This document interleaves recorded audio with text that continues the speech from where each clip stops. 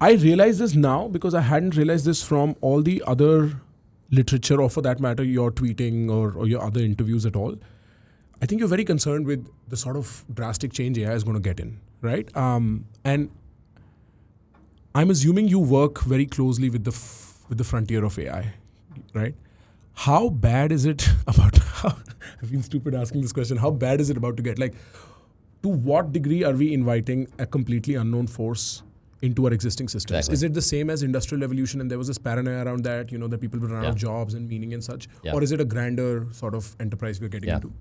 So the first thing that I think is intelligent to say on anyone answering this question is nobody knows. Nobody. So anything anyone says to an answer, they're not speaking from a perspective of authority or of wisdom. Like, they don't know. And without that disclaimer, a lot of people hear people expressing opinions about AI and they think, oh, they must know something. They don't. So I personally, now this is my disclaimer, I personally think that AI is going to change our reality in ways that are incomprehensible to us. I think the way we understand reality right now will no longer be the case. And so this is why I'm saying that we're on this cusp of this change that we can't even grok. Like, we do not understand the depths of how radical it's going to be.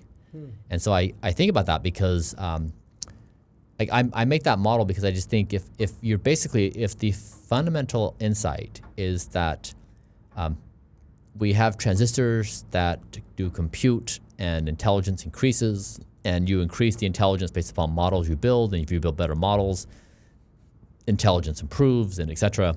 And then if that intelligence can build more intelligence, then it's going to naturally find its way to higher intelligence. It's on a path of improvement that is faster than ours and is different than ours. Sure. And so when you look at those basic principles, I think, it's like reasonable to imagine that this thing will probably exceed our abilities in most things. It'll probably come up with conceptual concepts we don't understand. It's probably going to discover things faster than we can comprehend. We're going to be on the unknowing side of this contemplation. And so that's my guess, and that's what I'm trying to prepare for, is when these new realities break our reality, I don't want us to fall apart like we did in COVID. Sure. I see what you mean. And you think that it's a hypothetical in that way. Do you think that probably working with artificial intelligence is a faster way to get to longevity than working with the body? Like, is there a way that, or maybe another way to ask is your biomarkers going to provide the data set for longevity for AIs later?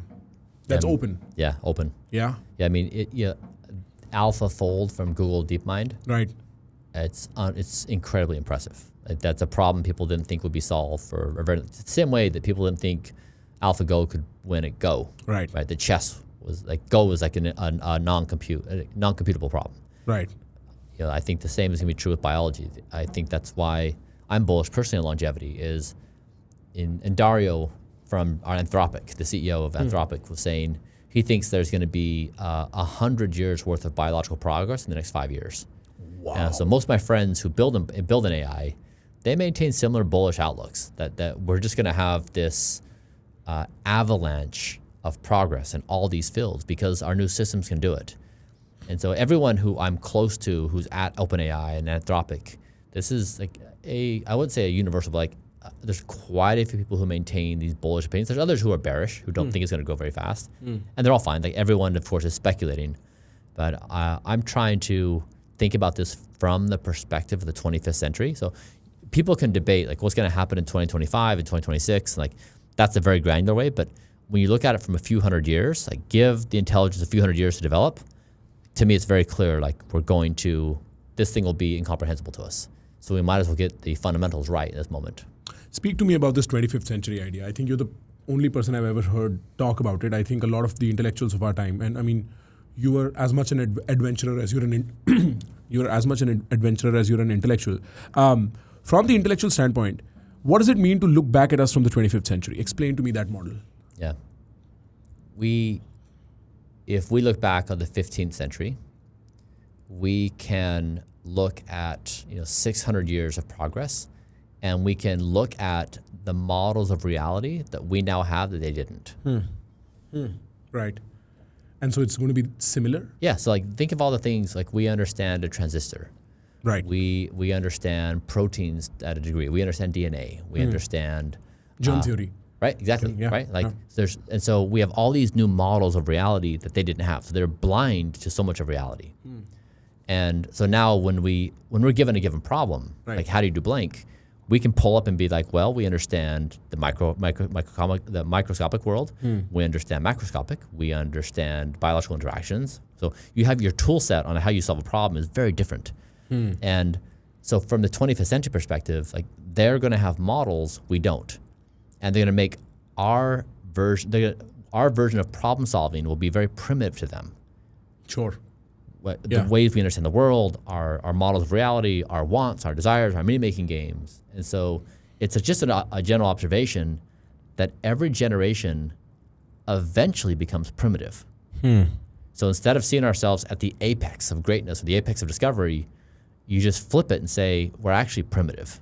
And so can you see the... So like, I'll give you an example. Like being here in Mumbai, the air quality here is atrocious. I think you should visit Delhi. Yeah, I know. But I'm just saying it is so bad, especially coming from a person who's, don't die. Right. Right? It is like insane. I think it's criminal. It is criminal. Yeah. Like I can't even overstate. And so when I drive around the city, nobody's wearing a mask. Yeah. I show up to this podcast, like no one has an air filter. It is completely accepted. And yet it's equal to like smoking 10 cigarettes a day. Everybody's a chain smoker in Mumbai. Everybody. Right. And so, but the thing is, the community here is so normalized to pollution, nobody sees it. It is invisible. It takes me to come here, like a tourist, to come and be like, you guys, do you not see this obvious situation? And so in this moment, we are all blind to the reality of 2024 because we're in it. That's all we've ever known. And so when you jump to the 25th century and you visit this point from the 25th century, you can say the obvious thing like, you guys, you are absolutely blind to your ignorance of the situation. Yeah. Like, we're always blind to things. And so the 25th century is an exercise I'm trying to say is I know I'm primitive in this like most offensive way. So how do I at least see my primitiveness and try to overcome it? Right. And that's why when you jump to say existence is the highest virtue, not making money, not status, not power, existence, that is the singular. That is a perspective from the 25th century. Like that is the idea that no other game than existence matters other than that you're alive. Guys, if you're interested in more content like this where it actually makes you think and explore how you think inside your head, dude, subscribe, man.